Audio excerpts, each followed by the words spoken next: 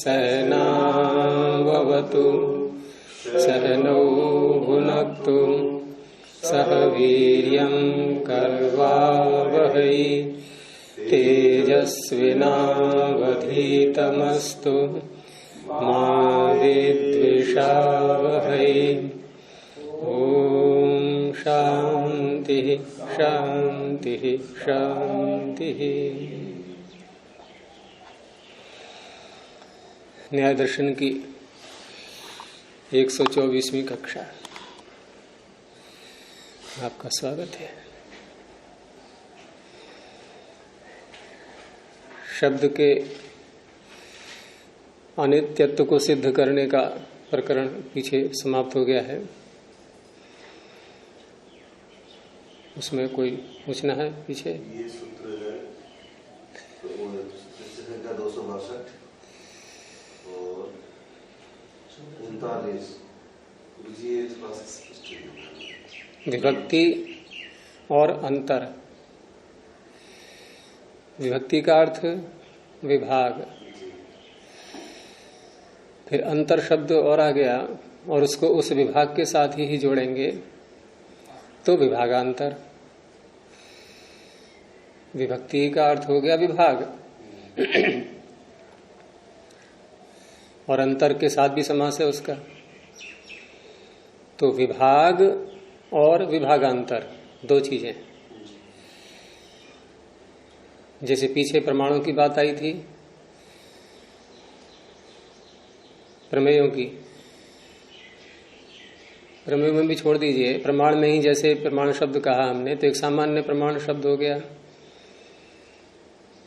जैसे यदि 16 पदार्थों में गिनती करें तो प्रमाण एक अलग है उसमें, और 16 पदार्थों का विभाग क्या हो गया? प्रमाण। अब विभागांतर वो क्या होगा? प्रत्यक्ष, अनुमान, उपमान, शब्द, ये विभागांतर हो गया है।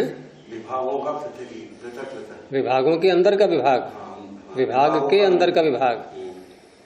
जैसे यम के फिर 5 के लिए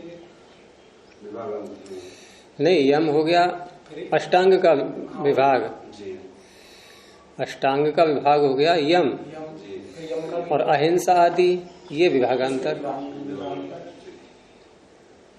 तो यहां भी ऐसा ही है कि विभाग और विभागांतर की उपपत्ति होने से कहाँ समास में है?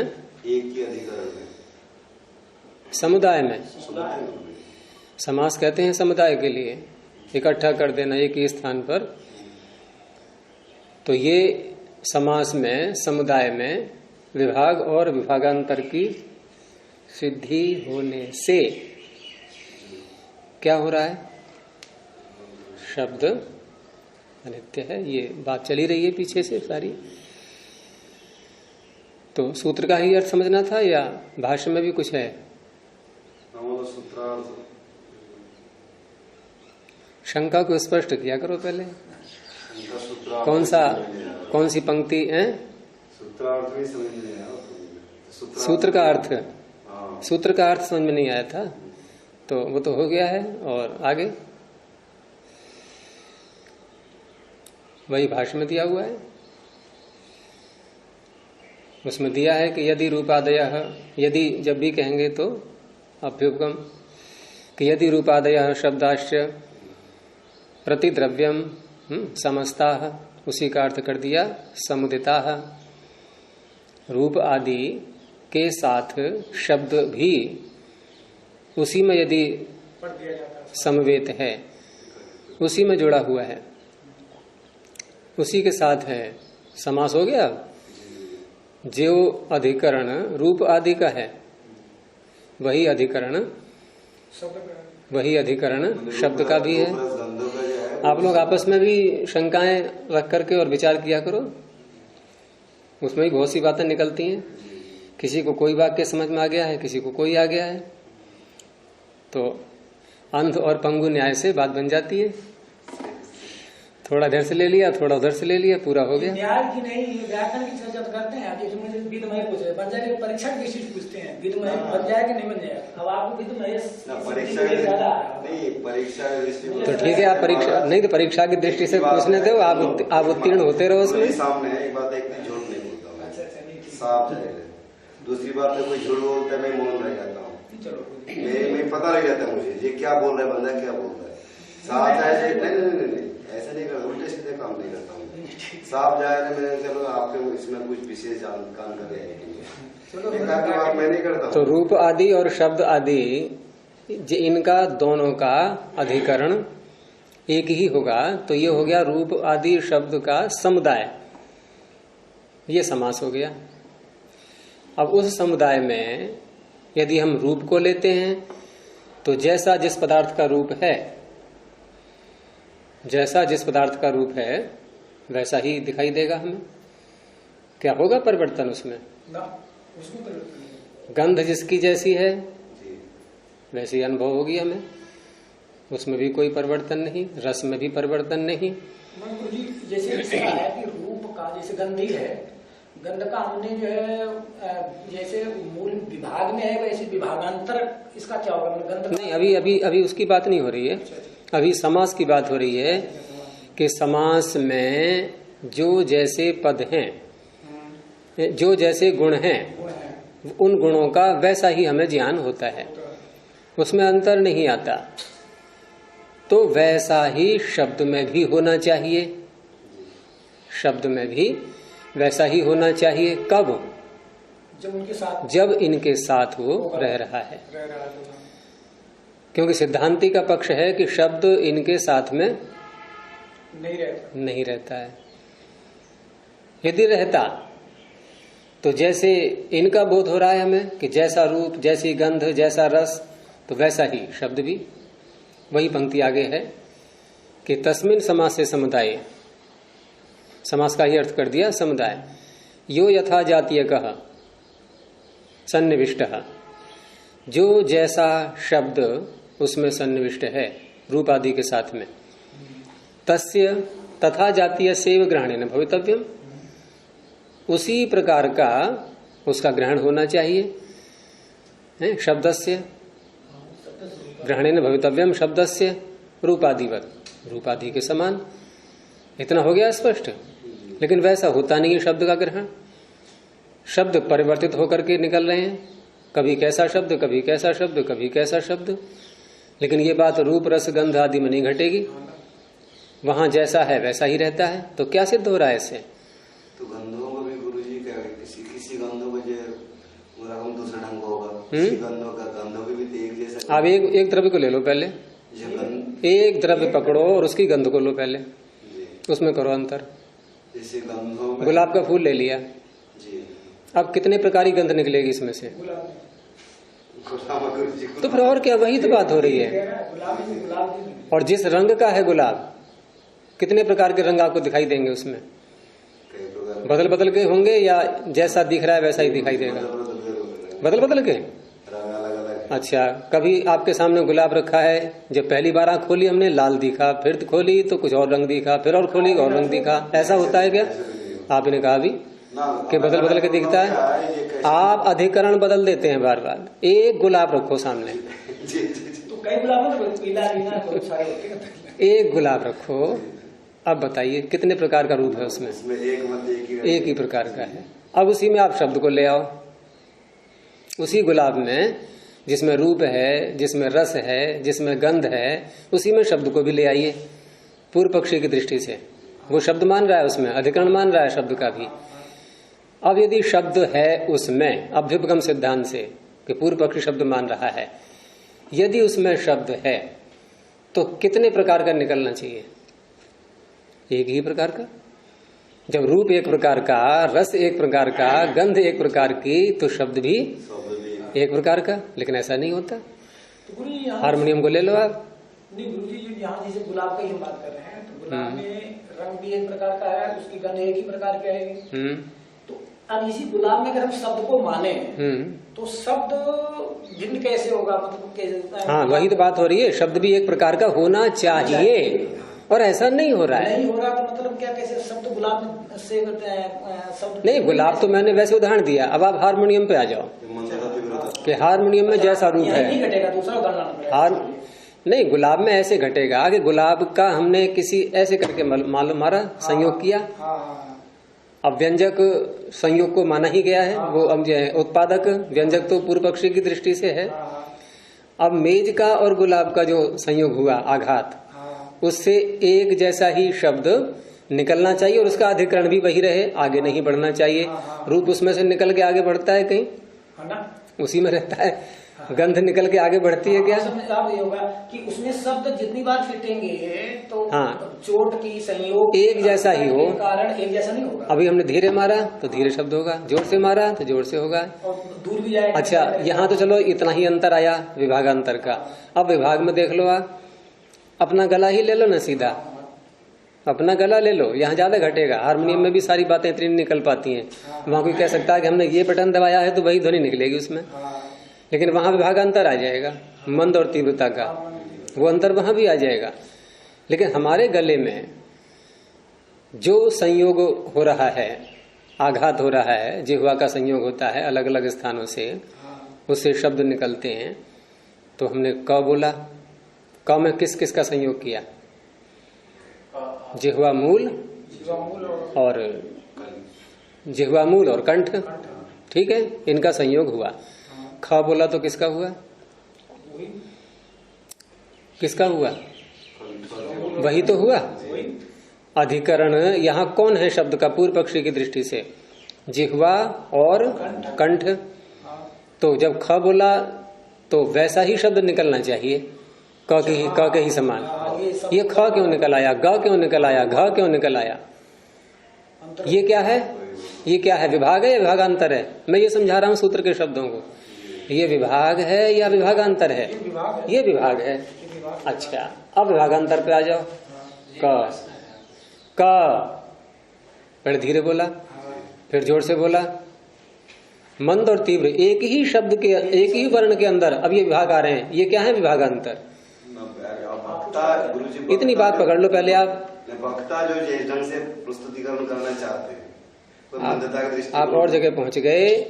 यदि शब्द का अधिकरण जिह्वा मूल और कंठ है तो जैसे अन्य गुण रूप आदि ज्यों की त्यों निकलते हैं हर बार, वैसा ही अनुभव होगा हमें। तो वर्ण भी वैसे ही निकलने चाहिए। ये जो विभाग और विभागांतर दिखाई दे रहा है, ये विभाग और विभागांतर रूप रस आदि में तो हो नहीं रहा है, शब्द में ही क्यों हो रहा है? इसका अर्थ है कि शब्द के ये अधिकरण नहीं है। शब्द रूप आदि के साथ मिलकर के नहीं रहता, ये सिद्ध करना है। एक जैसे लाल गुलाब को अगर हम जितनी बार हम गान लगाएंगे नाचता से, उतनी बार एक ही प्रकार की गंध आएगी, वहां सब तो विभाग और विभागांतर जो हैं ये समास में अन्य वस्तुओं के होते हैं। सूत्र जो है ना, ये सूत्र का अर्थ कैसे घटाएंगे कि विभक्ति और विभक्त्यंतर इनकी समास में उपपत्ति होने से, अर्थात होनी चाहिए। होनी चाहिए, होने से का अर्थ ही नहीं हो रही है, हो रही है इसलिए कि ये अधिकरण नहीं है इसलिए। और अधिकरण मानेंगे इनको हम, रूप आदि के साथ रखेंगे शब्द को, तो उस अवस्था में ये होना चाहिए, लेकिन नहीं हो रहा है। अर्थात विभक्ति और विभक्त्यंतर सिद्ध होने से समास में शब्द नहीं है, ये अर्थापत्ति से निकलेगा।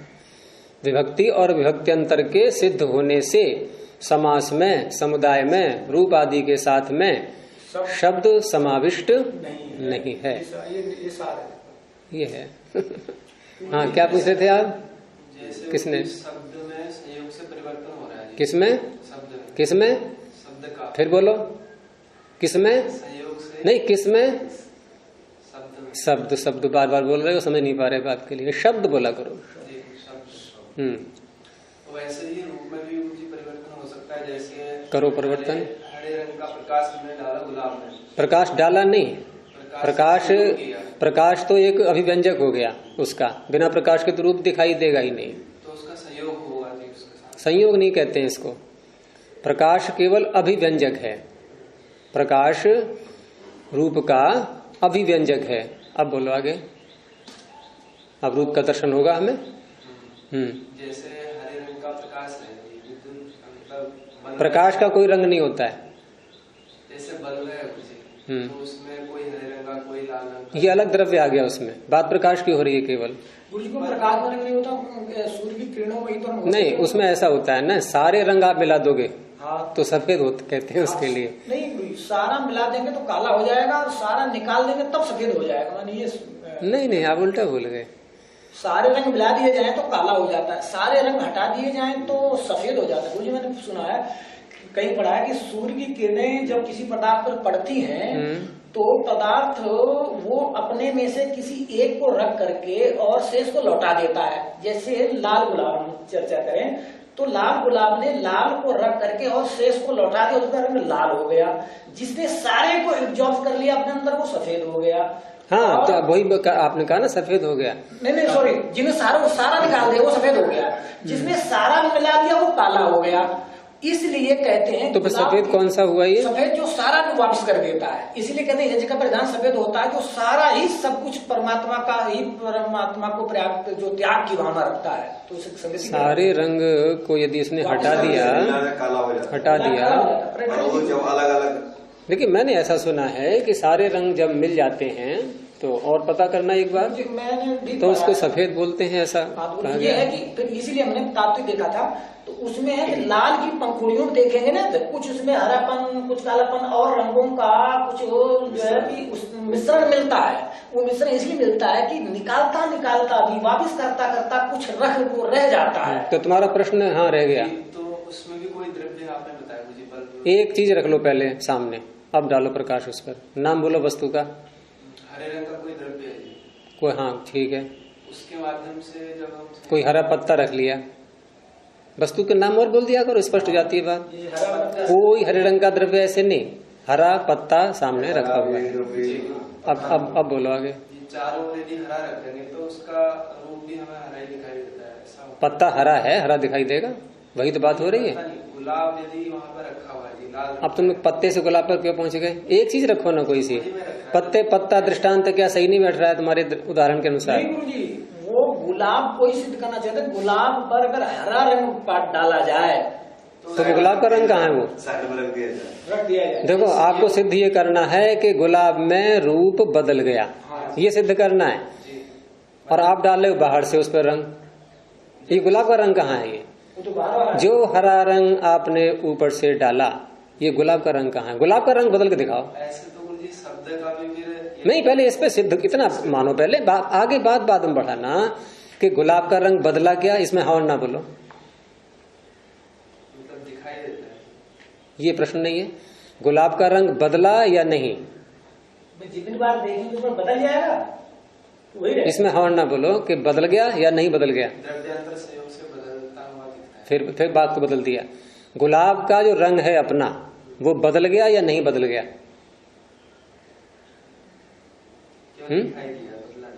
बदला नहीं, बस यही बात हो रही है।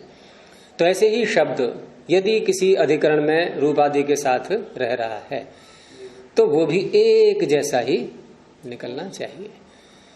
तो हम जब बोलते हैं तो क ख ग घ ये विभाग भी निकल रहे हैं, और मंद और तीव्र ये हो गया विभागांतर। शब्द एक ही है, वर्ण एक ही है, अब उसमें अन्य भेद वो मंद और तीव्रता के रूप में आएंगे। यही है इसमें भाष्य में सारा देख लिया होगा आपने, यही है सर। वहाँ जैसे हम लोग सिद्ध कर रहे थे, गुलाब तो 4 बार देखेंगे तो वो गुलाब ही दिखाई, लाल ही दिखाई देगा, लेकिन वही कंठ और जीवा मूल के अधिकरण से एक बार क निकलेगा, एक बार ख निकलेगा, एक बार ग निकलेगा, वो बदल रहा है। और इनमें भी एक वर्ण लेंगे, वो मंद और तीव्र निकलेगा। फिर ये विभागांतर हो गया, विभक्ति अंतर हो गया। मैंने कब कहा नहीं हो सकता, तो एक उदाहरण, एक वर्ण ले लिया कोई सा। आकार जो है, आकार जो भेद है, आकार वो सारे विभागांतर नहीं, वो तो विभाग होंगे, विभागांतर नहीं। विभागांतर में मंद और तीव्रता आएगी। विभाग जैसे ये विभाग हो गए, और आ ये भी विभाग हो गया।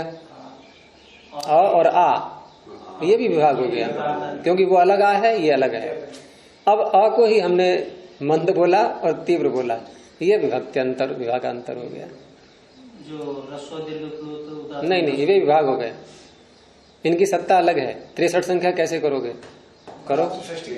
63 संख्या ये विभाग है कि विभागांतर है? विभाग है बस।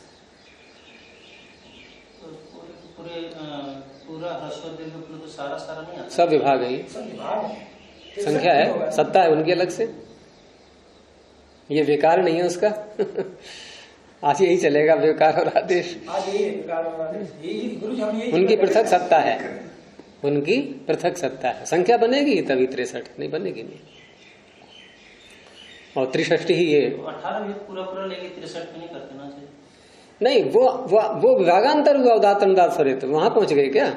मैं पूरा 18 ले रहा हूं। नहीं, दीर्घ मैंने इसीलिए और आ बोला था, ह्रस्व दीर्घ वाली बात बोली थी मैंने। और प्लुत को ले लो, ये है विभाग। अब एक ह्रस्व ले लिया हमने, अब इसमें सानुनासिक, निरनुनासिक, उदात्त, अनुदात्त, स्वरित, ये विभागांतर है। और मंद और तीव्रता भी इसमें आ जाएगी, ये विभागांतर है। इन संख्या नहीं बढ़ेगी इनसे, मंद और तीव्र से भी संख्या नहीं बढ़ेगी, क्योंकि मंद और तीव्र संख्या बढ़ाने लगे तो मंद के भी बहुत सारे भेद, तीव्र के भी बहुत सारे भेद, कहां तक संख्या पहुंचाएंगे? ये विभागांतर है। चलें आगे। अब तो आगे जो चर्चा प्रारंभ हो रही है कि जब भी कोई शब्द उत्पन्न होता है तो हम उसके दो प्रकार देखते हैं। उन दो प्रकारों में दोनों भिन्न भिन्न एकदम नहीं है, उसमें एक प्रकार ऐसा है जो दोनों में समाविष्ट है, एक ऐसा है जो एक में ही है। ध्वनि ये शब्द ऐसा है जो वर्ण में भी है और जो वर्ण नहीं है उनमें भी है। जैसे ये हमने ये कहा, ये वर्ण है क्या? ध्वनि है। और मैंने बोला क, ये वर्ण है, ध्वनि है, ध्वनि भी है। ध्वनि दोनों स्थानों पर आ गई। इसलिए इनका वाक्य देखें कि द्विविधश्च अयम शब्दः। शब्द, शब्द तो दोनों हो गए, वर्णात्मक भी और ध्वनि भी। शब्द दोनों हैं और उसी के दो भाग कर दिए। द्विविधश्च अयम शब्दः वर्णात्मको ध्वनि मात्रश्च। अब इसमें मात्र शब्द वर्ण के साथ जोड़ा है क्या इन्होंने? ध्वनि के साथ जोड़ा है। तो मात्र शब्द ये बता रहा है कि केवल ध्वनि है, और वर्ण में मात्र शब्द नहीं आया। तो जहां केवल ध्वनि है, इसका अर्थ है कि ध्वनि और स्थान पर भी होती है और ध्वनि के साथ कुछ और भी होता है। यहां केवल ध्वनि है, मात्र का अर्थ केवल, तो वर्णात्मक में भी ध्वनि होती है। ये इनकी भाषा से ये निकल रहा है। हाँ, ये ध्वनि मात्र है। और आप जो बोल रहे थे अभी वाक्य, ये ध्वनि भी है और वर्णात्मक भी है। तो दो प्रकार के भेद समझ में आ गए। एक वर्णात्मक जिसमें ध्वनि तो है लेकिन वर्ण भी प्रकट हो रहे हैं। और आज तक संसार में एक भी ऐसा यंत्र वैज्ञानिक नहीं बना पाए जो वर्ण का उच्चारण कर सके। बन गया? कोई यंत्र है ऐसा? क्या? वर्ण का उच्चारण होने लगे मशीन से। अच्छा, हाँ। जो फीड करेंगे वही निकलेगा। उत्पादन करो, उत्पादन चीज अलग होती है। जैसे हम वाणी का प्रयोग कर रहे हैं तो जो आप कहोगे वही बोल देंगे हम, लेकिन रोबोट आप जो कहोगे वो नहीं बोलेगा। और कुछ यंत्र ऐसे हैं भी जो आप कहोगे वही बोलेंगे, तो आपकी रिकॉर्ड करेंगे पहले आवाज को। लेकिन आप मुझसे कहोगे तो मैं आपकी आवाज को रिकॉर्ड नहीं करूंगा, मैं स्वयं बोलूंगा। तो ये जो परमात्मा की कृति है हमारी वाणी, इसकी रचना मनुष्य नहीं कर सकता। और वैसे हम इसकी प्रक्रिया को देखें तो सरलता से समझ में आती है कि अंदर से वायु आई और जिह्वा जो है वो अलग अलग स्थानों पर टकराई अब ऐसा यंत्र बड़ी आसानी से बन जाएगा कि एक तरफ से वायु डाली जाएगी और यंत्र के अगले भाग पर कोई जिह्वा जैसा पदार्थ बना करके उसको हिलाया जाए, ऐसे करके देखें बाण निकल जाए। है संभव कभी भी? तो कहने को ये हमारे अंदर से वायु निकल रही है, जिह्वा टकरा रही है, हमने व्याख्या तो कर दी इसकी, लेकिन इतने मात्र से ही यदि ये वर्ण निकल जाते तो मशीन बन जाती सरलता से। इसलिए शब्द बहुत रहस्यात्मक वस्तु है, ये बहुत रहस्यात्मक है ये, और इसीलिए शब्द पर इतनी चर्चाएं हैं दर्शनों में। आप मीमांसा को देखोगे वही भरा हुआ है, न्याय में देखो ना, सारा दूसरा अध्याय समाप्ति पे आ रहा है, लेकिन शब्द अभी समाप्त नहीं हुआ। बहुत चर्चा होती है शब्द के ऊपर। तो ये क्योंकि इसमें परमात्मा का ज्ञान रहस्य छिपा हुआ है, उसकी कारीगरी है, उसकी महत्ता है, महिमा है उसकी। गुरु ये तो पदार्थों में भी घटता है। हम लोग देखते हैं आजकल जो दवा जैसे मोती की स्टील है नहीं लाभ करती, क्यों? आजकल गुरु जी कृत्रिमता चीज ने पैदा कर दिया, तो भारत सब जगह बनता है। एक ही सीप में 6 मोती पाल दिए जाते हैं। एक मोती का बीज डाला जाता है तो 6 बीज तैयार हो जाते हैं उसमें। तो इसलिए वो गुण बहुत कम है। जो स्वाभाविक रूप से जो बसेरे वाला मोती कहलाता है, वो एक स्वाभाविक रूप से कृत्रिम से एक खोले में एक तैयार होता है। उसके गुण विशेष होते हैं और हाँ नेचुरली होते हैं। वो महंगा भी है, ये खूब सस्ता आ जाता है, लेकिन इसमें गुण ही नहीं है। आप हमने संतुष्टि कर मोती पिष्ट खा रहे हैं, मोती का सेवन कर, लेकिन वो कुछ है नहीं उसमें, क्योंकि कृत्रिमता और स्वाभाविक अंतर रहेगा। कुछ कार्य ऐसे होते हैं जहां मनुष्य का हस्तक्षेप नहीं कार्य कर सकता, सफलता नहीं मिलेगी उसको। अब गाय है, घास खाती है, चारा खाती है और दूध बनता है उससे। क्या कोई है ऐसी मशीन कि एक तरफ से उसमें घास को डाला गया, उधर से बाल्टी रख दी और दूध निकल रहा है? लेकिन गाय के अंदर है ऐसी मशीन। तो क्यों नहीं वैज्ञानिक उसका अनुकरण करके और बना पाते? अरे गाय का पूरा विश्लेषण कर लें और सारी प्रक्रिया उसकी समझ लें, और समझते ही हैं वैज्ञानिक, लेकिन फिर भी नहीं सफल हो पाते। दूध तो बना लेते, लेकिन गाय वो नहीं है। दूध तलने से घास पात से भी निकाल ले, दूध बना लेते हैं। कौन बना लेते हैं? ये मशीन के द्वारा, घास से घास वाला मशीन के द्वारा दूध बना लेते हैं। नहीं है गुरु जी, जो है ना ये नकली दूध तो यूरिया वाला होता है, लेकिन घास नहीं, वो दूध जो है ना जो घास वाला दूध। मैं तो घास वाले दूध की बात कर रहा हूँ कि एक तरफ से घास डाली गई, जैसे हम गन्ना डालते हैं मशीन में, गन्ना इधर से उधर से रस निकलता है, ऐसे ही इधर से घास डालो आप, उधर से दूध निकलने लगे या रक्त बन जाए।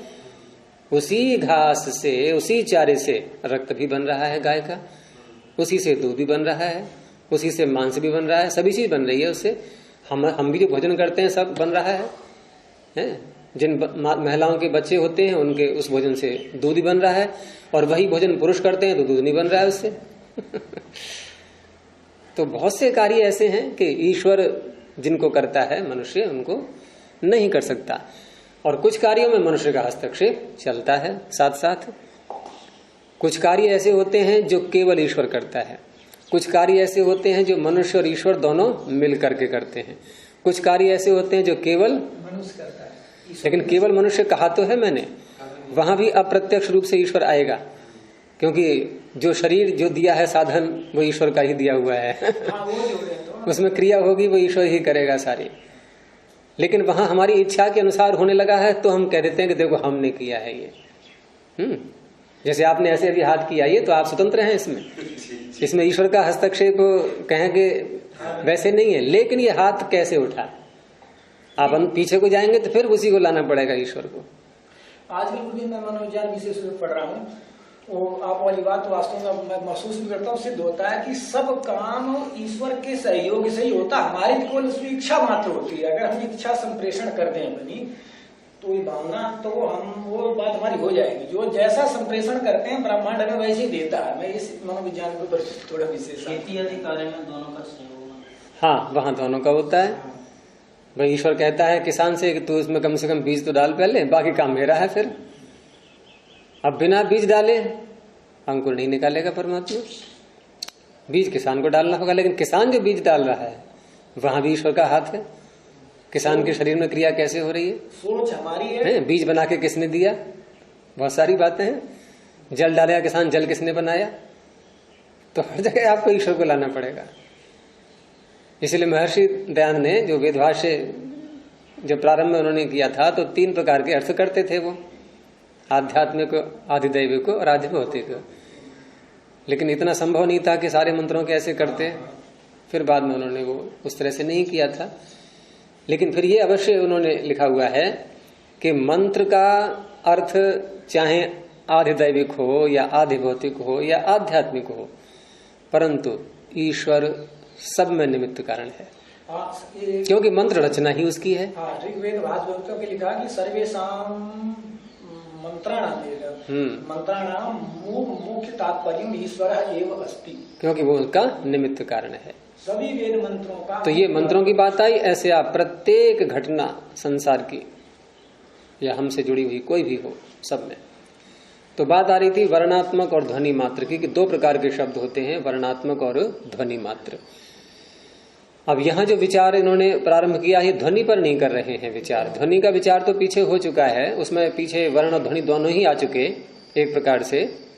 यहाँ केवल वर्णात्मक पर विचार प्रारंभ हो रहा है, वर्णात्मनि तावत। तो आगे सूत्र बोलेंगे, विकार आदेश उपदेशात संशय। संशय पहले उपस्थित किया जाएगा, उसके बाद फिर उस पर चर्चा प्रारंभ होगी। पक्ष विपक्ष अपनी अपनी बात रखेंगे। और संशय होता है विप्रतिपत्ति से। विप्रतिपत्ति क्या दिखा रहे हैं यहाँ के उपदेश जो किया गया है, विरुद्ध, विपरीत एक अलग चीज होती है। विपरीत होता है अविद्या, उल्टा ज्ञान, और विप्रतिपत्ति है विरोधी ज्ञान। विरोधी का तात्पर्य ये ऐसा कह रहा है, ये ऐसा कह रहा है। उसमें से हो सकता है एक की बात सत्य भी हो, तो फिर हम विपर्य नहीं कह सकते, उसको विपरीत नहीं कह सकते। दोनों भी गलत हो सकते हैं, लेकिन विपरीत तो विपरीत ही होगा फिर वो है। संशय तो उत्पन्न होगा उससे। तुम शायद न्याय दर्शन में पीछे प्रारंभ से नहीं आए थे ना, तो संशय तो निकल चुका। संशय का कारण होता है विप्रतिपत्ति। 5 कारण होते हैं संशय के। समान धर्म की उपपत्ति, अनेक धर्म की उपपत्ति, और विप्रतिपत्ति, उपलब्धि की अव्यवस्था, अनुपलब्धि की अव्यवस्था। इसमें से विप्रतिपत्ति यहां ले रहे हैं अभी, ये अधिक चलता है। किसी विषय में ज्ञान का अभाव होना, मतलब उस विषय में पता ही नहीं हमको, तो उसको विपरीत ज्ञान का नहीं, उसको कोई नाम नहीं देंगे, क्योंकि नाम देने से पहले ज्ञान शब्द लाना पड़ेगा।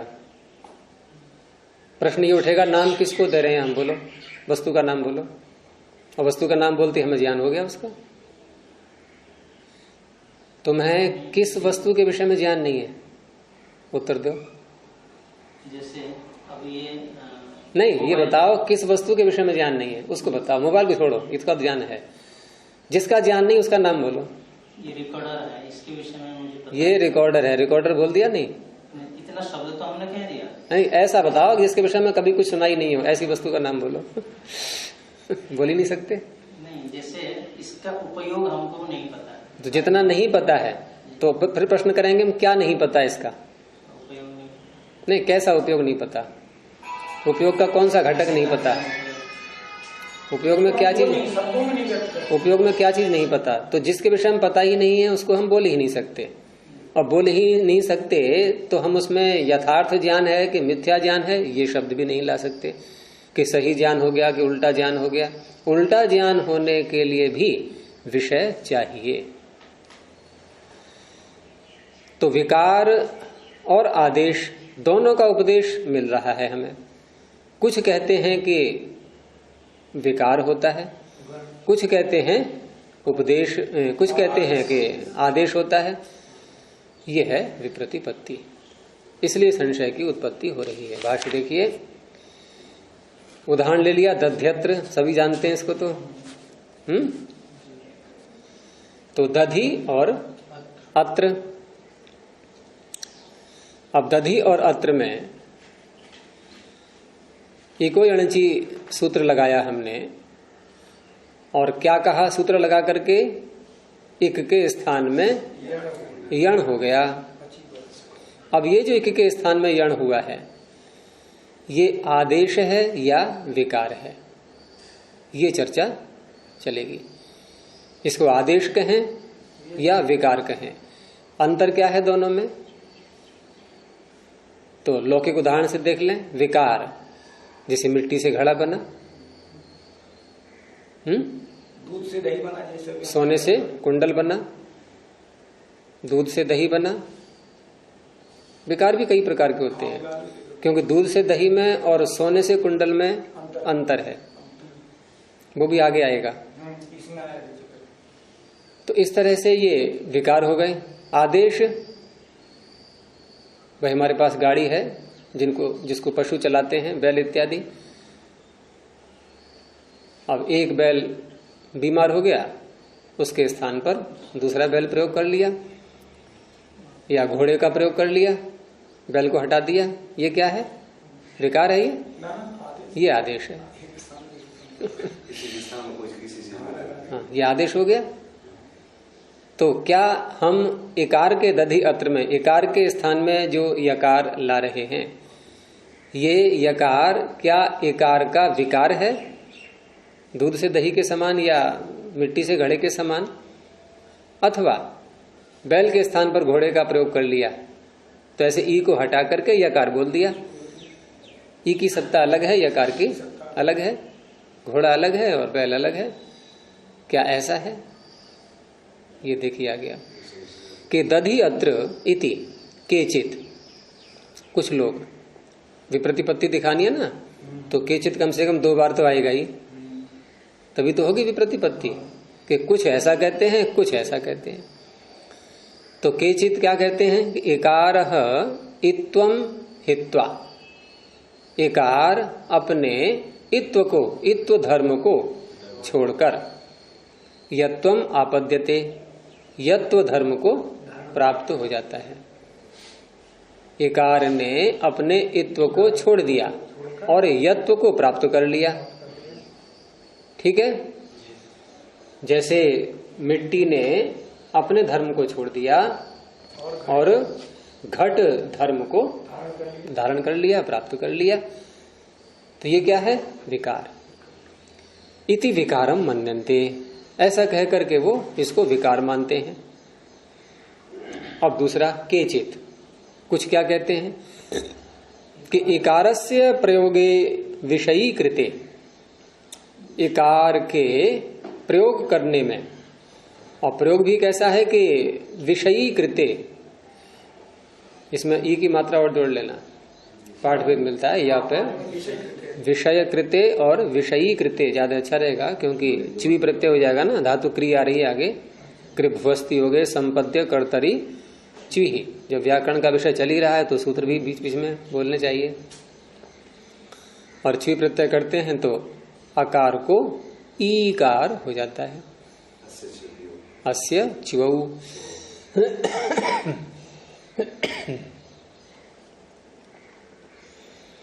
तो इकारस्य प्रयोगे विषयी कृते, इकार का प्रयोग करते समय उसको विषय बना लिया गया है, और उस अवस्था में यद इकारः स्थानम जहाति, इकार के प्रयोग का विषय आया, और क्या किया वहां?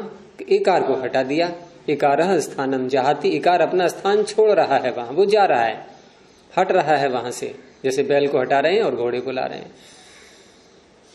स्थानम जहाति तत्र यकारस्य प्रयोगम ब्रुवते, और यकार का प्रयोग वहां पर बोलते हैं, यानी कुछ ऐसा करते हैं। तो ये दूसरे वाले हैं, ये कैसे हैं?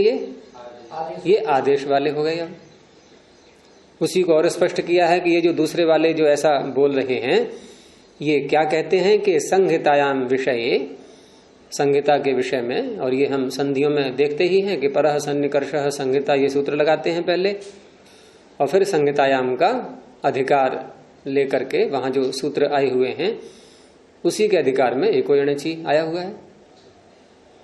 तो संहितायाम विषये एकारो न प्रयुज्यते, एकार का प्रयोग नहीं करते हैं। तस्य स्थाने यकारः प्रयुज्यते, उसके स्थान में, उसके प्रसंग में यकार का प्रयोग करते हैं। स आदेशः, ये आदेश होता है। तो पीछे विकार की व्याख्या कर दी, ये आदेश की व्याख्या कर दी। उभयम इदम उपदिश्यते, ये दोनों प्रकार, आदेश वाला भी और विकार वाला भी, दोनों का उपदेश हमें मिलता है।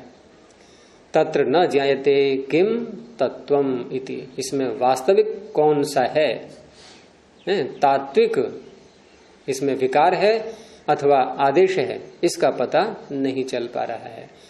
और वैसे हम देखते हैं तो महाभाष्य में क्या कहा है पतंजलि जी ने, सर्वे सर्व पदादेशाः दाक्षिपुत्रस्य पाणिनेः एक देश विकारे ही नित्यत्वम नोपपद्यते। वो भी यही मानते हैं, क्या आदेश, और पूरे के स्थान पर पूरा, सर्वे सर्व पदादेशाः दाक्षिपुत्र से पाणिनि, पाणिनि का ही मत बता रहे हैं वो, दाक्षी के पुत्र थे ये, दाक्षिपुत्र से पाणिनि है। क्योंकि विकार यदि मानेंगे एक देश विकारे ही, तो नित्यत्वम नोपपद्यते, फिर नित्यता खंडित हो जाती है उसमें शब्दों की, और शब्दों को नित्य मान के चलते ही हैं। वहां शब्द ध्वनि मत ले लेना कहीं, ये बड़ी समस्या आ जाती है कि कोई कहता है शब्द नित्य है, कोई कहता है अनित्य है, और दोनों ऋषि हैं, कैसे विरोध आ गया। अरे कोई कह रहा है शब्द नित्य है, वहां शब्द का दूसरा अर्थ है, कोई कहता है शब्द अनित्य है, वहां शब्द का दूसरा अर्थ है। विषय अलग अलग हैं, एक विषय में कभी भी ऋषि विरुद्ध नहीं बोलते। तो दोनों का क्या अलग अलग विषय, वहां जो बात आ रही है शब्दों की, ये जो संरचना है शब्द की, जैसे मंत्र हम देखते हैं अग्निमीडे पुरोहितम इत्यादि, और हर सृष्टि में ऐसे ही मंत्र मिलते हैं। तो ईश्वर के ज्ञान में ये शब्द नित्य हैं, ईश्वर के ज्ञान में शब्द नित्य, शब्द नित्य हैं। तो इस तरह से जो कह रहा है शब्द नित्य होते हैं, सिद्धे शब्दार्थ संबंधे। जब परमात्मा ने अग्नि शब्द बोला, ऋषियों के मुख से बुलवाया, तो अग्नि का जो अर्थ है वो वही रहेगा, और अग्नि शब्द भी वही रहेगा, और अग्नि का और अर्थ का संबंध भी वही रहेगा। हर सृष्टि में यही नित्यता है। लेकिन ये संकेत कौन दे रहा है कि ये अग्नि शब्द है और ये अग्नि है, पदार्थ है? ईश्वर दे रहा है। तो ईश्वर के ज्ञान में नित्य होने के कारण से जो शब्द हमारे सामने आ रहे हैं वेदों के, वो भी नित्य हैं। तो वेदों के शब्द नित्य हैं, ये बात ध्यान में रखते हुए वार्तिक बोला गया सिद्धे शब्दार्थ संबंधे। और यहां जो शब्द है ये अनित्य बताया जा रहा है, ये ध्वनि के रूप में है सारा।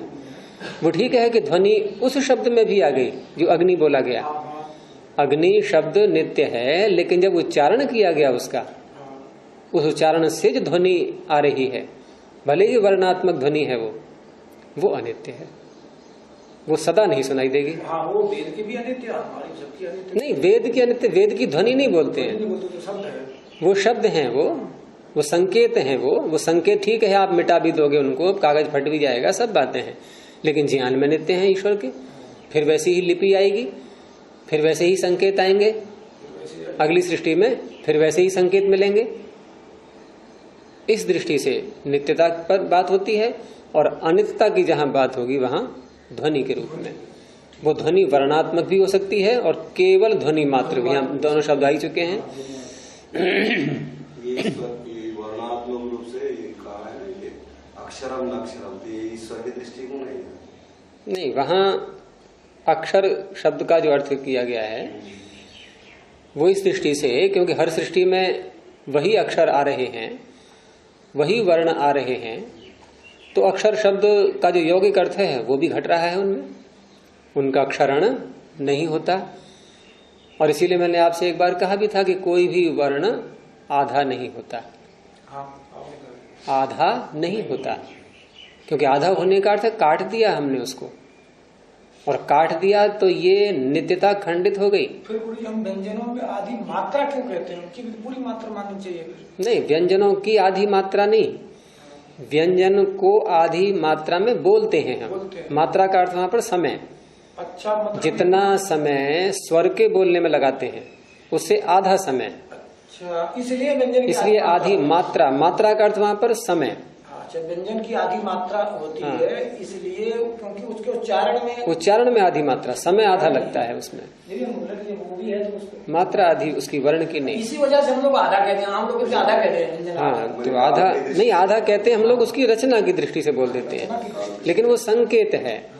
वो संकेत ये बताता है, लिपि संकेत होती है हमेशा, वो संकेत ये बताता है कि इस वर्ण में स्वर नहीं है, बस ये बता रहा है। ये नहीं बता रहा है कि ये व्यंजन आधा हो गया। वो संकेत किस बात का है कि इस व्यंजन में स्वर नहीं है, बस।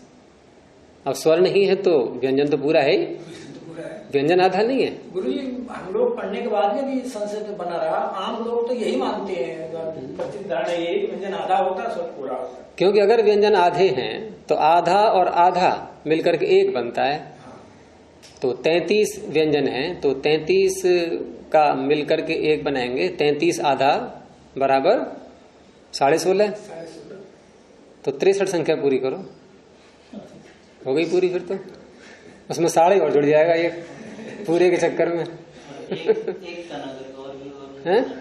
जैसे टिकट लेते हैं ना रेलवे का, तो 5 बच्चे हैं साथ में और 2 पति पत्नी माता पिता। अब बच्चों के आधे आधे टिकट, तो टिकट टोटल कितने आएंगे? 4.5। 5 बच्चों के 2.5 और 2 उनके, तो 4.5 हो गए, है ना? तो ऐसा वर्णों में नहीं होता।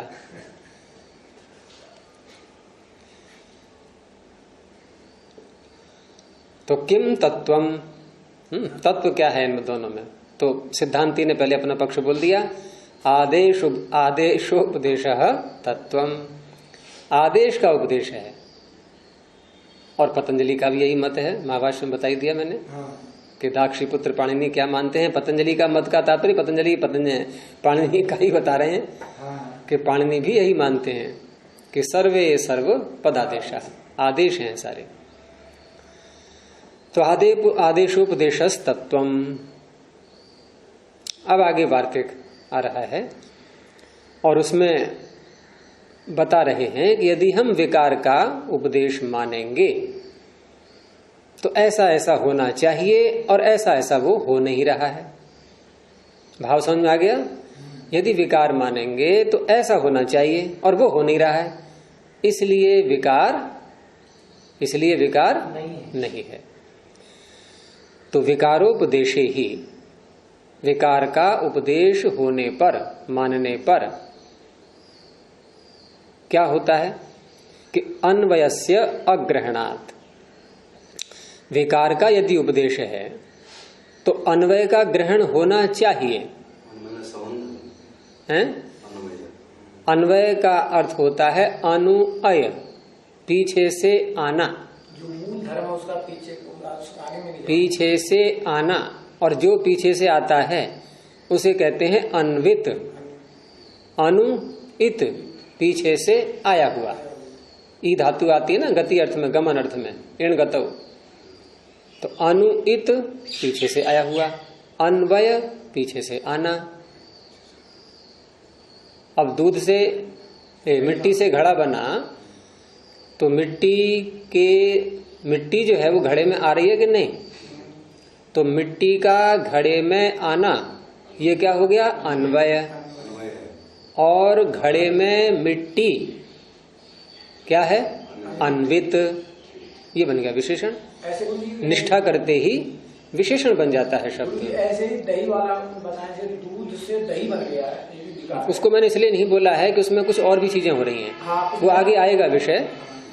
लेकिन यहाँ ज्यों का त्यों है बिल्कुल। ऐसे सोने से कुंडल बन गया, तो सोने का कुंडल में अन्वय और कुंडल में सोना अन्वित। अब यहाँ दधि अत्र ई के स्थान पर यकार किया, तो यदि ये विकार है तो य में ई अन्वित होना चाहिए, या ऐसे कह दो य में ई का, बोलो आगे, य में ई का अन्वय होना चाहिए। तो अन्वय अन्वित में भेद समझ में आ गया कि नहीं? अन्वय भाववाचक शब्द है, अन्वय भाववाचक अन्वित विशेषण। जो पीछे से आए वो अन्वित और पीछे से आना अन्वय। तो आना विशेषण होना चाहिए। आना जिसमें ना बोलते हैं हिंदी में, हम कल ही बोला था मैंने, वो भाव होता है। जाना, खाना, पीना, सोना, घूमना, टहलना, रोना, हंसना, सब में नाना देखो ना। लेकिन ये भी नाना कहाँ से आ गया? हम कहते हैं ना सारी हिंदी सारी भाषाएं ये कहाँ से निकली? संस्कृत से। ये ना कहाँ से निकल रहा है? भाव में हम धातुओं से जब शब्द बनाते हैं तो ल्युट प्रत्यय करते हैं, गमन, चलन, पठन, हसन, उसमें ना आ गया? नहीं, वही तो ना है हिंदी में। जैसे य का उच्चारण करते हैं तो उसमें ई और ऐसा कहते हैं, तो ऐसे नहीं।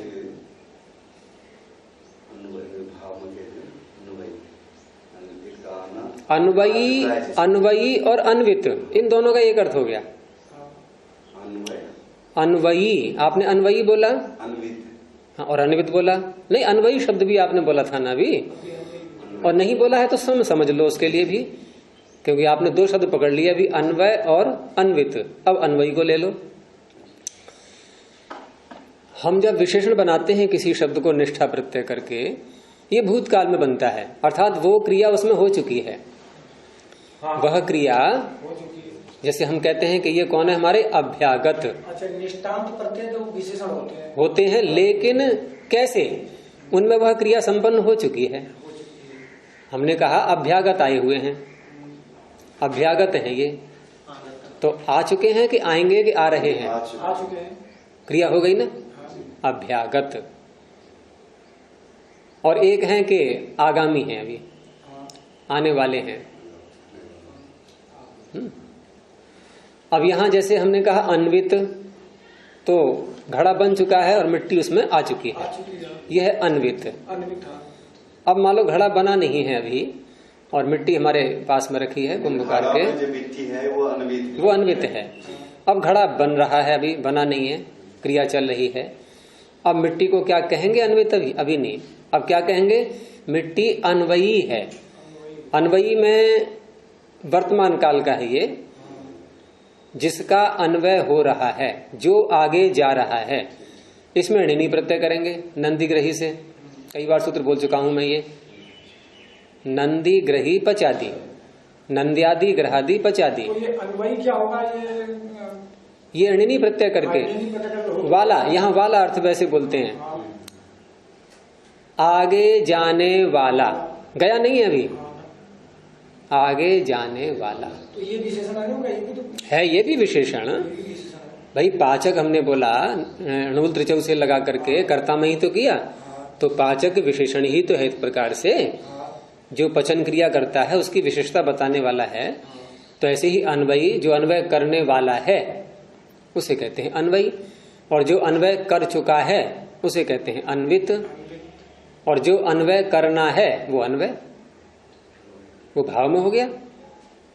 तो अन्वय, अन्वयी, अन्वित सबके अलग अलग अर्थ हैं। भाव सब में क्या एक है कि आगे जाना, पीछे से आना, ये सब में छिपा हुआ है। किसी में हम केवल एक धर्म बता रहे हैं, अन्वयी में धर्म बता रहे हैं केवल, और अन्वित में वो धर्म घट भी चुका है, पूरा कार्य हो भी चुका है। तो अन्वयी मिट्टी क्या है? अन्वयी। घड़ा अन्वयी नहीं है, तो मिट्टी आगे जाने वाली है और वो जाएगी, आगे पहुंचेगी घड़े में।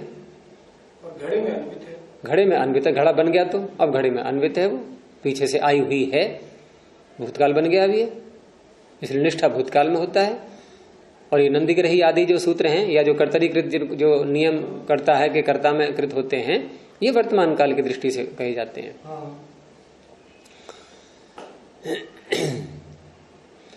तो विकारोपदेश ही, विकार का उपदेश यदि है तो अन्वयस्य अग्रहणात्, अन्वय का ग्रहण हो नहीं रहा है। यहां ई के स्थान पर यकार किया, तो यकार में कुछ भी धर्म ई का नहीं दिखाई दे रहा हमें। गुरु जी यशास तालव्य, तालव्य जो है ई का भी है और या का भी है। नहीं, ये धर्म नहीं कहेंगे इसको। उच्चारण ठीक है, उच्चारण उसका तालु से हो रहा है। धर्म से यहां पर उन्होंने लिया है कर्ण, प्रयत्न। जैसे ई का आभ्यंतर प्रयत्न, आभ्यंतर लेंगे बाह्य नहीं, ई का आभ्यंतर प्रयत्न है विवृत कर्णः स्वराः, विवृत हो गया। और यकार का आभ्यंतर प्रयत्न है ईषत् स्पृष्ट कर्णा अंतस्थाः, ईषत् स्पृष्ट, और ये है विवृत। अब यकार में विवृतता बिल्कुल नहीं है। यदि ये विकार होता, आदेश न होता, तो जैसे मिट्टी घड़े में अन्वित हो रही है, ऐसे ही इकार भी अपने विवृतत्व को लेकर के और यकार में प्रविष्ट होता। अच्छा, हाँ, ये है विकार। मतलब अगर वो यकार विकार माना जाए, हाँ, तो विवृतता उसमें आती, यकार में आ जाता, और उसका गुण इसमें आ जाता, आना चाहिए। ठीक, लेकिन वो उसमें आएगा नहीं, इसमें है नहीं। ये अपने गुण को लेके आया, वो अपने गुण को लेकर। केवल स्थान उसका होना कि उच्चारण उसका वहां से हो रहा है, वहां से उसका भी हो रहा है, इतने ये नहीं लिया है। इसको इन्होंने अन्वय नहीं शब्द से नहीं बोला है। गुण को नहीं लिए, गुण जो है ना, जैसे उन्होंने कहा तालव्य, जैसे ई कह दिया, ई के सन यकार आ गया, तो इसके बाद ई के गुण जो है तालु है, तो ये यकार के स्थान में तालु इसका धर्म नहीं है। तालु से उच्चारण होता है बस। लेकिन ई जो एक स्वतंत्र वर्ण है, ये गुण प्रयत्न से लिए, ये हाँ प्रयत्न से लिया है इन्होंने, प्रयत्न विशेष से। तो अन्वय से अग्रहणात्, अन्वय का ग्रहण हो ही नहीं रहा है, इसलिए क्या पता लगा, विकार अननुमानम। थोड़ा घुमा के बात कर दिए कि विकार का अनुमान नहीं हो रहा है। तो किसका हो रहा है? अर्थापत्ति से आदेश का।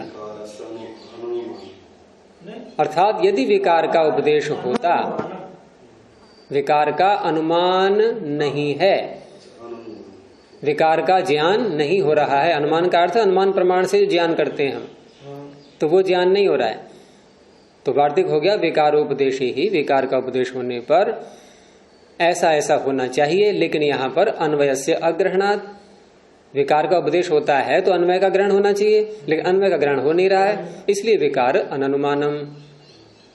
यानी कि इसको दो भाग कर दो आप वार्तिक के, विकारोपदेश ही। यदि आप विकार का उपदेश मानते हैं, विकार का उपदेश यदि होता, तो अब अर्थापत्ति से अंतर्भावित जो अर्थ है वो ले लो आप, कि विकार का उपदेश होता है तो अन्वय होता है, उसमें पीछे से कुछ आता है। और यहां क्या है कि अन्वय से अग्रहणात्, अन्वय का ग्रहण हो नहीं रहा है, तो विकार का अनुमान नहीं होगा, आदेश का होगा। अब देखिए भाष्य कि सति अन्वय, अन्वय होने पर किंचित निवर्तते, किंचित उपजायते। अब जहां जहां अन्वय होता है वहां दो प्रकार से आगे बात आएगी चल करके, ये जैसे मिट्टी से घड़ा बना, यहां भी थोड़ा सा घटा सकते हैं हम कि कुछ निवृत्त होता है, किंचित निवर्तते, और कुछ किंचित उपजायते, कुछ उत्पन्न होता है। और बीच में तीसरी बात और जोड़ दो आप कि कुछ ज्यों का त्यों आता है, कुछ हटता है, कुछ उत्पन्न, हाँ, कुछ तो रुक गया। यानी कि अन्वय जो हुआ है वो सबका नहीं हुआ। आप ये दूध और दही में स्पष्ट घटा सकते हैं, पूरा पूरा घट जाएगा इसमें, कि दूध से जब दही बना तो दूध में गंध कैसी थी, जैसी भी थी, अनुभव कर लो अपना। अब दही की गंध, वो गंध नहीं आई, तो क्या कहेंगे, निवृत्त हो गई हैं? और भी आयुर्वेद की दृष्टि से हम दूध के जो धर्म हैं वो बताएंगे, अलग अलग, दही के अलग होंगे। तो जो धर्म दूध में है दही में नहीं है, वो क्या हो गए, निवृत्त। किंचित उपजाए थे, अब जो बढ़ गए हैं इसमें, जो दूध में नहीं थे। दूध खट्टा था क्या, दही खट्टा है। दूध पतला था, ये ठोस हो रहा है धीरे धीरे। है? तो ये क्या है? उपजायते, ये उत्पन्न हो गए, नए उत्पन्न हो गए ये। और कुछ वही आ रहे हैं, वो उन्होंने नहीं कहा है, वो तो प्रसिद्ध है ही, कोई बात नहीं उसमें। पौष्टिकता है, घी है, सब उसी में आ ही रहा है सारा। दूध में भी था घी, दही में भी घी, इसमें भी आएगा। तो लेकिन विकार का जो मुख्य बातें हैं वो बताई इन्होंने कि किंचित निवर्तते किंचित उपजायते इति शक्यते विकारः अनुमातुम। ये बातें यदि हो रही हैं तो विकार के अनुमान को हम मान सकते हैं, विकार का अनुमान कर सकते हैं। विकार का अनुमान किया जा सकता है, जाना जा सकता है। न च अन्वयः गृह्यते, कहां पर? शब्द में। अपनी ओर से बोल लेंगे कि न च अन्वयो गृह्यते, लेकिन शब्द में यहां ई के स्थान में दध्यत्र में ई के स्थान पर यकार किया, यहां पर अन्वय गृहीत नहीं हो रहा है। कोई भी इकार का अंश यकार में नहीं आ रहा है। जैसे पतंजलि भी दध्यत्र है यहाँ पर, इसको पतंजलि दध्यत्र है यहाँ पर, दध्यत्र में विकार नहीं मानते, आदेश मानते हैं। आदेश मानते हैं, आदेश मानते हैं। तो वो इसलिए आदेश मानते हैं क्योंकि अगर विकार मानेंगे तो नित्यता भंग हो जाएगी शब्द की। तो फिर ये इनकी नित्यता नहीं भंग होगी। तो कहाँ मान रहे हैं ये? आदेशित मान रहे हैं ये भी आदेश मान रहे हैं। पूर्व पक्षी कह रहा है विकार है। तो इनके मतलब वो तो इसलिए नहीं मानते क्योंकि उनको नित्य सिद्ध करना है पतंजलि, इसलिए वो आदेश मान रहे हैं। वो ठीक है, वहां उन्होंने और तरह से कहा है। यहाँ ये वास्तविकता बता रहे हैं उसकी क्यों है ऐसा। वहां उन्होंने एक बात को ले लिया, किसी बात को सिद्ध करने के लिए कई हेतु हो सकते हैं। वहां उन्होंने हेतु लिया नित्य होने से, यहां इन्होंने हेतु लिया है कि विकार होता है तो ऐसा ऐसा होता है और वो हो नहीं रहा है। तो अगर हम दोनों की तुलना करें तो ये अधिक गहराई में जाकर के निर्णय करेंगे। वहां पतंजलि ने एक सामान्य हेतु ले लिया ऊपर ऊपर का कि नित्यता खंडित हो जाएगी यदि हम विकार मानेंगे तो। लेकिन ये जैसे कोई वैज्ञानिक करता है परीक्षण किसी वस्तु का, ये ऐसा परीक्षण हो रहा है। यहाँ नित्यता वाली बात को नहीं ले रहे हैं, ये कह रहे हैं कि ये तो आप निर्णय बाद में कर लेना अपना, लेकिन हम आपको वहां तक पहुंचा देंगे कि जहां शब्द में आदेश होता है विकार नहीं होता, ये बिल्कुल स्पष्ट हम जान पाए, वहां तक पहुंचा देंगे।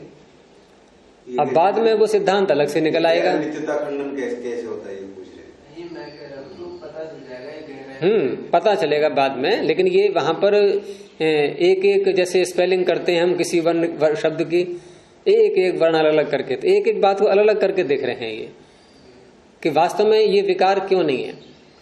जैसे वहां पतंजलि ने कहा कि नित्यता खंडित हो जाएगी, इतने मात्र से कोई वैज्ञानिक या परीक्षण करने वाला अनुसंधानात्मक व्यक्ति ऐसे नहीं मान जाएगा बात को। वो कहेगा तो बुद्धि में उतारो, ये नित्यता खंडित होगी नहीं होगी मुझे से क्या लेना, कुछ भी होगी, लेकिन वास्तव में ये है क्या। तो वो वास्तव में क्या है वहां तक पहुंचाने के लिए इन्होंने ये चर्चा प्रारंभ की है। नहीं तो ये भी कह देते सीधे ऐसे ही कि एक देश विकारे ही नित्यत्व नोपद्यते, तो वैसे नहीं कहा इन्होंने, क्योंकि चीरफाड़ करने वाला शास्त्र है ये चीरफाड़ करेगा उसकी पूरी। तो वो इन्होंने सिद्धांत बता दिया है कि विकार जब होता है तो कुछ चीजें हट जाती हैं, कुछ नई उत्पन्न हो जाती हैं, कुछ पुरानी आ जाती है, कुछ पुरानी आ ही जाती हैं। वो तो पीछे से आ ही गया, अन्वय शब्द स्वयं बोल रहा है कि सती अन्वय। अब सती अन्वय में ये बात छिपी हुई है, कौन सी? कुछ आ रही है नहीं तो अन्वय बोलेंगे किसको हम? अन्वय तो हो रहा है, लेकिन अन्वय में जो कुछ भी आ रहा है उसको तो ले लिया जो करते हो, लेकिन जो नई बातें कौन सी घटी हैं जो अन्वय होने पर होती हैं। अन्वय हो रहा है तो उसमें कुछ छूट गया, कुछ नया आया, कुछ छूट गया, कुछ और बाकी सब आ ही रहा है। तो जो छूट गया और नया आ रहा है उसको दिखाना है, बाकी आ ही रहा है वो तो स्पष्ट है ही पता। तो न च अन्वयो गृह्यते, इसमें ई में और या में अन्वय गृहित हो नहीं रहा है। तस्माद् विकारो नास्ति इति, इसलिए विकार नहीं है ये। ठीक है, और दिया एक आगे, भिन्न करणयोश्च वर्णयोः अप्रयोगे प्रयोगोपपत्ति ही। अभी चर्चा कर ली वो बात आ रही है। हाँ, वो प्रयत्न वाली बात आ रही है कि भिन्न कर्ण है ये, भिन्न कर्णयो द्विवचन है, षष्ठी का द्विवचन। ये कार और विकार दोनों के लिए आ रहा है। हाँ, भिन्न कर्ण वाले दो हैं, ई और या। और वर्ण है दोनों, तो भिन्न कर्णयोः वर्णयोः, भिन्न कर्ण वाले दो वर्णों में अप्रयोगे, एक का प्रयोग न होने पर, ये अपनी ओर से अध्यार करेंगे, एक का प्रयोग न होने पर, फिर अगला अध्याहार दूसरे का प्रयोग सिद्ध होता है, प्रयोगोपपत्ति ही।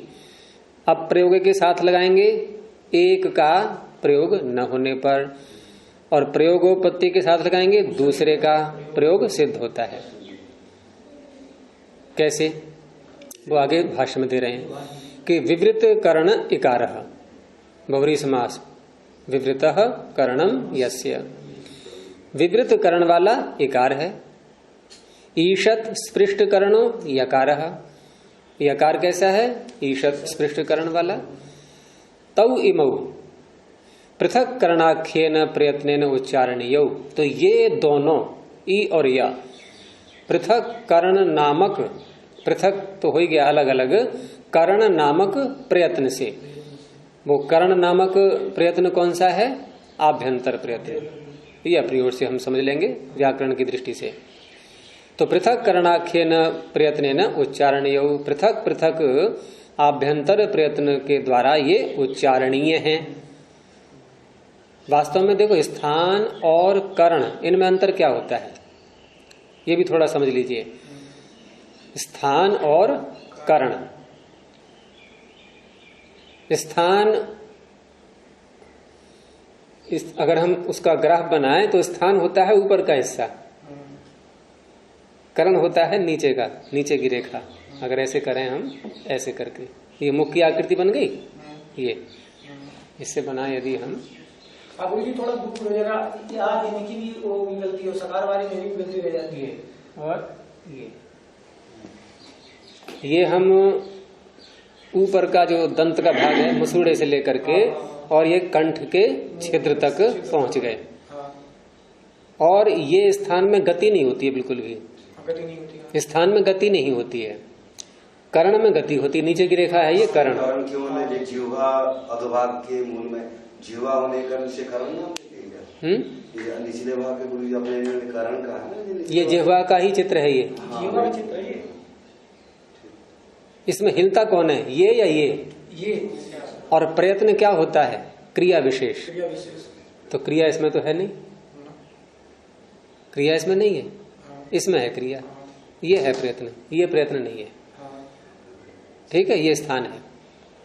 अब यहाँ क्या है, इसमें कितने कर्ण हैं, ये पूरा कर्ण मिला के बोले तो पूरा कर्ण एक भी है, लेकिन इसके भी फिर भाग कर दिए हैं अलग अलग, इसके अलग अलग भाग कर दिए हैं कि जिह्वा मूल, जिह्वा मध्य, जिह्वाग्र, ऐसे करके इसके भी भाग कर दिए हैं अलग अलग।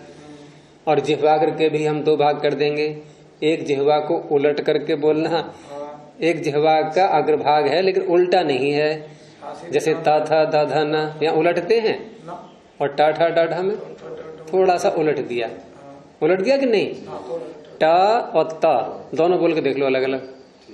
थोड़ा पीछे, हल्का से पीछे मुड़ गया, ऊपर को मोड़ते हैं, अगला भाग है, अगला भाग ही लेकिन मोड़ दिया गया है। और ये ताल के सामने और क्या कैसे हैं, जैसे कंठ वाले वर्ण, कंठ के जो वर्ण हैं ये, इसे जिह्वा मूल कर्ण होता है इसका कर्ण जिह्वा मूल। अब उसका नाम दे दिया है, इनका स्पृष्ट सबका व्यंजनों का, ये क से लेकर के म तक का जो नाम है स्पृष्ट प्रयत्न बोलते हैं, तो उसका प्रयत्न का नाम बोल दिया है, एक नाम रख दिया है। वैसे कर्ण तो पूरा जिह्वा हो ही गया, लेकिन उसका नाम इसलिए रख दिया है कि उसमें जब भी हम कोई क से लेकर के म तक बोलेंगे तो जिह्वा स्थान से छुएगी कहीं न कहीं, जैसे कवर्ग में इससे छुएगी, ठीक है, चवर्ग में ये हिस्सा छुएगा, बीच का, बीच के जीवा का बीच का, बीच से तालु है ना, ये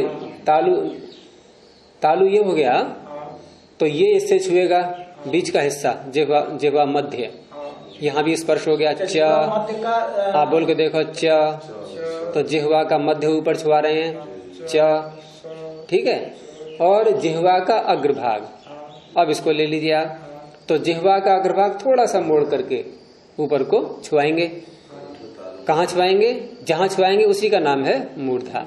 यहां भी स्पर्श हो गया। फिर दांत और मसूड़े की जड़, दोनों का मूल, ये यहां पर आगे जाकर के होता है। यहां जिह्वा का अग्रभाग, यहां भी छुआएंगे। इसको दंत शब्द से कहा गया है। दंत इसलिए कहा गया, दांत के पास आ चुके हैं अब हम। दंत ऐसा मतलब फिर यहीं से हाँ, एकदम दांत नहीं है, दांत जहां से प्रारंभ होते हैं। दांत तो प्रारंभ मसूड़ के अंदर से ही हो जाते हैं या नहीं? पूरा दांत ले लो आप, कहां से प्रारंभ है? तो मसूड़े के अंदर से, तो वहां छुआएंगे जिह्वा को, वो दंत हो गया।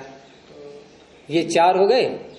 अब जो पवर्ग बचा है आपका अलग, तो यहां कर्ण ओष्ठ, क्योंकि जिह्वा के आगे ओष्ठ आ ही रहा है और ऊपर का भी ओष्ठ है, इन दोनों में क्रिया होती है। कहने का तात्पर्य कर्ण में क्रिया अवश्य होगी। प्रयत्न नाम इसीलिए रखा गया इसका, प्रयत्न। प्रयत्न जो वर्णों, ये नाम है इनका, ये इस कारण से है कि कर्ण में प्रयत्न होता है। कर्ण में प्रयत्न होता है, कर्ण उसका आधार है। किसका? प्रयत्न का। उनके नाम रख दिए गए इसलिए कि व्यवहार कैसे चलेगा फिर इनका अलग अलग, कि किस में कितना प्रयत्न हुआ। तो इस पृष्ठ में एकदम छूने वाला प्रयत्न हुआ, ईषद इस पृष्ठ में थोड़ा छूने वाला प्रयत्न हुआ, ईषद माने थोड़ा। विवृत में खुलने वाला प्रयत्न हुआ, अर्थात ये जिह्वा ऊपर को नहीं हटेगी, नीचे अपने शांत होगी और ये स्वर यहां से निकल के यहां तक आते रहेंगे। ये विवृत कर्णः स्वराः। स्वर जब आएंगे तो ये भी क्षेत्र खुला रहेगा, ये जिह्वा व्यवधान नहीं डालेगी उसमें और सीधे बाहर निकल जाएंगे। लेकिन थोड़ा थोड़ा तो पड़ेगा व्यवधान। विवृत, ईषद, विवृत, ये सब चलता है नहीं साथ में, तो थोड़ा सा टेढ़ी मेढ़ी होगी, ये क्रिया तो होगी इसमें, थोड़ी थोड़ी होगी। स्पर्श वाली एकदम चिपक जाए ऐसी क्रिया नहीं हो सकती स्वरों में कभी भी। आप कोई स्वर बोल के देख लो। तो ये विपरीत कर्ण स्वर हो गया। तो ये का से लेकर के मात्र के जो व्यंजन है क्या कहलाएंगे? स्पृष्ट। स्पृष्ट मतलब कहीं छुएगी, मैं समझ छुएगी। और फिर आगे हो गया अंतस्थ। ऊष्म, फिर ऊष्म आ जाएगा। ऊष्म के लिए अब ऊष्मा में अंतस्थ में थोड़ा थोड़ा अंतर है कि कुछ ऊष्म अंतस्थ में देखा जैसे ल है, तो ल को दंत माना तो छुएगी। लेकिन त और ल, आप इसमें जरा दोनों बोल के देखो आप, त और ल किस में अधिक चिपक रही है? अधिक चिपक रही है ना, ल में कम चिपक रही है। तो इसलिए इसका हो गया ईषत। बोलो आगे। ईषत स्पृष्ट, अंतस्थ है ना ये। र और त, या नहीं, ट से जोड़ो इसको। ट सा से भी जोड़े, जैसे सफेरे वाला सा जो हमारा दंत सा है, वहां भी वायु निकल रही बीच में से। वायु निकल ही इसलिए रही कि आपके चिपकाया नहीं पूरा, लेकिन ले गए थे वहां तक। श, जिह्वा को उठाया ऊपर नहीं, श ऊपर उठाया नहीं, ले तो गए लेकिन थोड़ा दूर रखा। ईषत स्पृष्ट नहीं, इसका तो वो है ऊष्मों का ईषद विवृत है, उसमें ज्यादा खुलता है। ईषद विवृत, विवृत करना स्वरा, और वह है ईषद विवृत। तो इस तरह से इन सब में अंतर आ रहा है। तो वही यहां देखिए कि इकार कैसा है, ये विवृत करण, और ईषद स्पृष्ट करणो यकार। तौ इमौ पृथक करणाख्येन प्रयत्नेन उच्चारणीय। पृथक पृथक जो इनका कर्ण है इनका उच्चारण होता है।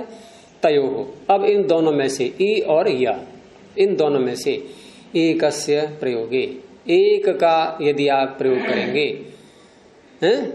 तयो हो एकस्य नहीं अप्रयोगे, तयो हो एकस्य अप्रयोगे, इन दोनों में से आपको एक को हटाना होगा, तब अन्य तरस्य प्रयोग उपपन्न, तब दूसरे का प्रयोग सिद्ध हो सकता है। इन एक को बिल्कुल हटा दिया गया, क्योंकि विवृत ईषद, क्या नाम, विवृत और ईषद स्पृष्ट, ये दोनों एक साथ हो सकते हैं कभी भी? कभी संभव नहीं है। करण का एक ही प्रयत्न तो एक बार में प्रयोग में आएगा क्या? कभी ऐसा हो सकता है कि आप क और ट दोनों एक साथ बोल दो, दोनों एक साथ? सत्यपति जी बोलेंगे शायद, कर रहे हैं। कटा कट गया है, कट गया, नहीं बोल, नहीं बोल पाए, कट गया, ये कह रहे हैं।